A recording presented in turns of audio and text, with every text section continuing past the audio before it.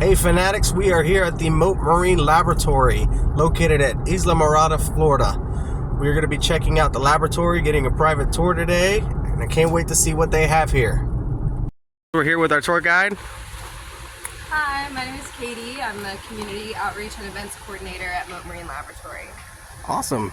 So we're going to check out the laboratory today and see what they got going on. Sounds good. Come on in. So, welcome to one of Mote Marine Laboratory's satellite coral nursery. This is one of 3 facilities that we have here in the Keys where we are raising coral. So I'll give a little bit of a background about Mote and where we came from and how we got here, and then we'll kind of get into what's happening here in this facility. So Mote Marine Laboratory was founded back in 1955 by Dr. Eugenie Clark. She was a female marine biologist back in the 50s, and she opened up Kate Kay's Marine Laboratory with the help of the Vanderbilt family over in Sarasota. Her initial research was on sharks, so a lot of people ask why we have sharks all around our coral nursery. It's to pay homage to her initial work and where the organization started, so we have carried on that logo to this day. We've grown a lot since her initial shark research program. We have 24 different programs spanning marine science. Most of those are still based up in Sarasota. Up there they're focusing on red tide research, sea turtle research, shark, rays, manatees, all that kind of stuff. A lot of fisheries and aquaculture work as well. Whereas down here in the Florida Keys, we focus on the coral. So we have been down here for the past 30 years. Our first lab was on Pigeon Key, which is the little tiny island as you're going over the 7-mile bridge. That's where the first research facility down here in the Keys opened in 1993. We have since moved to a 3-story Category 5 hurricane-rated facility on Summerland Key. That is the Elizabeth Moore International Center for Coral Reef Research and Restoration. Really long name. I'll reference it as the lab or the facility on Summerland. That's kind of like our headquarters down here in the Keys. That's where all the scientists operate out of. Their labs are there. We have dorms there, so if visiting scientists are collaborating, they can stay right there on site. And they also have a coral nursery like we have here, just scaled up quite a bit. In this facility, we have 16 raceways, which those are the tanks that we're raising the coral in. There are 100 down on that site, so quite a larger operation. They've been established down there for about 30 years, whereas up here in the Upper Keys, we're fairly new. So this facility here in Islamorada opened in October of 2021, and we have another satellite nursery up in Key Largo that opened the year after, in August of 2022. So these 2 facilities here in the Upper Keys are mostly focused on the production and restoration of coral. So we're raising them, keeping them healthy, growing them out until we can move them out to the reef. So that's the primary function of this facility. We have in-water nurseries as well. So those, if you've ever looked up coral restoration, you maybe have seen those like PVC trees underwater with coral hanging on them. We usually have a little replica, but I don't think I have one here right now. But anyway, we have 4 of those in-water nurseries up and down the Keys. We have one right here off our coast of Islamorada, one off Key Largo, and then 2 off the lower Keys as well. So using the in-water nurseries and the on-land nurseries are a really great way that we can increase workflow, make sure we're always able to access these facilities. Sometimes it's harder to get offshore in conditions, so it's really great to be able to utilize the land and field operations. So we can walk around and let's get a look at what we have going on in these tanks here today. Let's do it. Alrighty, so here in this facility, like I said, we're focused on the production of coral. So basically we're doing asexual coral reproduction here, where we are cloning and reproducing specific genotypes of coral, essentially. So Mote is taking a scientific-based approach to coral restoration. And what that really means is that we are really focused on tracking the genetics of the coral that we are working with.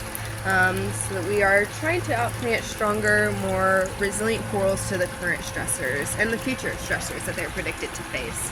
We've got some really big environmental changes happening out on the reef. The last time this reef was deemed healthy was back in the 1970s. There was about 60% of living coral tissue. Today we only have about 2 to 5% left. So it's a really drastic decline in a fairly short period of time. And the 3 primary threats that they're facing are thermal stress, so high water temperatures, ocean acidification, that is the decline of the pH of the ocean due to excess carbon being produced in the atmosphere, And then third is coral disease. So we're trying to identify corals that are tolerant to high heat, low pH, and different types of disease. But not just these really strong corals. Diversity is really important in genetic diversity. So even if a coral isn't tolerant to high heat, that doesn't mean we're not going to include it, because it may have other desirable traits and strengths that are really important to go out there. So building up a wide variety of genetics as well as targeting these stronger traits are kind of the main approach that we're doing in here. What do we have in here?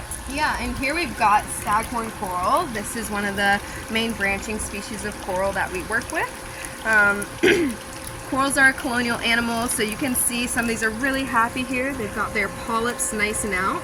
And then we like to see these white tips on the coral as well. That's the new skeletal growth that's being pushed out. Corals have a symbiotic relationship with microscopic algae called zooxanthellae. And so those tips that are nice and white is where the new skeleton is growing, and it just hasn't uptaken the algae yet. So that's what we like to see.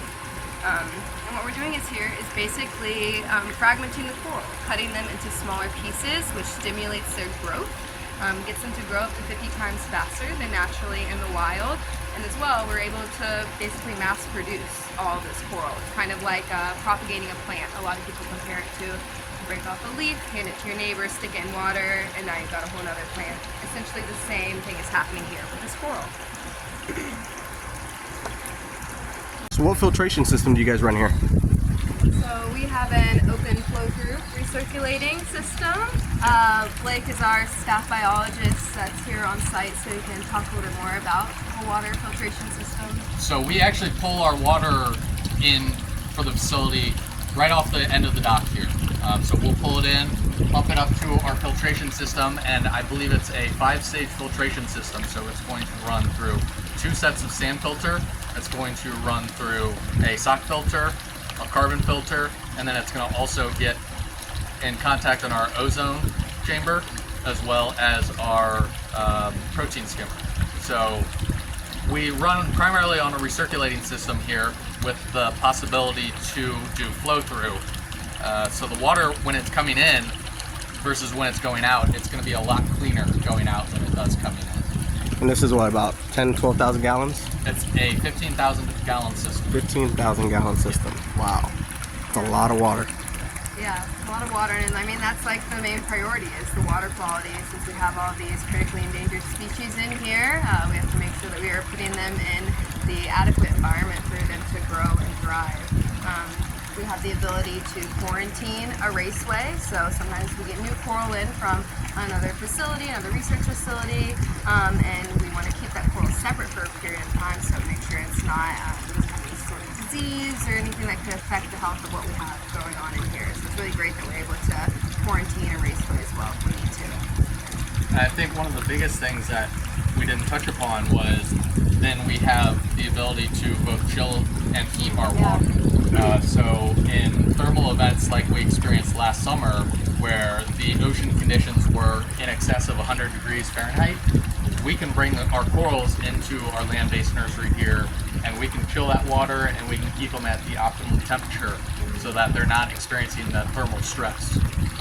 And then obviously in wintertime, when it's getting cold out there, we can heat the water, but that doesn't happen too frequently. Awesome. The beauty of the Florida Keys. Yeah. Exactly. So we have a couple of raceways of coral here that look a little bit different from the others. We have a handful of rescue corals, or I'd say more than a handful, if you want to take a look in here. So the rescue coral program, typically it's if there's any construction going on, bridge construction, dock construction, and they survey it and there is living coral there, they can bring it to a rescue coral practitioner like us, and we will take it in and build it into our restoration pipeline. So these are a bunch of corals that came from Long Key Bridge construction down in the lower keys. These corals are also unique because they are brooders. The rest of the corals that we have in here are broadcast spawners, so these guys are a little bit different, and instead of being built into our restoration pipeline, these guys are going to be used for an erosion experiment. and they also have to go back to the area that they came from. So these came from Long Key, which is a little bit farther south of us, so we can't outplant any of these here in Islamorada. They will have to go back to where they came from, and they'll be used for an immersion experiment, which is pretty cool. But typically, if we get rescue corals in, we will build those into our restoration pipeline, and they will be microfragmented and outplanted like everything else that we do. That's awesome. So what are some of the things that we can do to help save our reefs, and what are some of the threats that we're facing? Yeah, so we've got some really big challenges that our reefs are up against. Thermal stress events, ocean acidification, coral disease are some really large challenges that we are trying to tackle here at Mote Marine Laboratory. Things that you can do and people can do as individuals is get involved, learn about this effort and what's going on. We do free tours of our facility all year round, 4 days a week. So get involved, see what's going on, and then if you can, volunteer your time in this effort. This is an effort that's really mostly focused on government funding and grants and private philanthropy. So as many hands that we can have that help us with maintaining these facilities, making offshore, and also spreading the word of that education outreach is really, really beneficial. So getting involved, learning, spreading the word, I feel like is a really big way that people can help this effort, talking about it. And then I think one of the best ways that you can support our work here at Mote is through our license plate. So we have a Protect Our Reefs license plate, and if you're a Florida resident, you can go to the DMV, you can get that plate, and all of the proceeds from that plate will go back to funding our research and all of our work that we do here. We, get thousands and hundreds of thousands of drivers that have the Protect Our Reef plate, and this nursery wouldn't exist without it. So if you want to support our work, that's the easiest way that you can do that. Yeah, you can go to mote.org/reefplate, and that grant program is really great. We get the money and it stays in our coral restoration programs down here in the Keys, and then we actually grant that out, about a quarter of it, to other scientists and organizations that maybe can't compete for some of the really large grants. So it's a really great program and a really easy way that you can help this effort. Thank you so much, Fin Addicts Fish Rescue, for coming and visiting our nursery today. We really appreciate you taking the time to learn about our effort and the work that we've been doing. So thank you so much for stopping by. No, absolutely, guys, and thank you for having us. Guys, if you like the content, please like and subscribe, and remember, what's one more? Thank you, guys.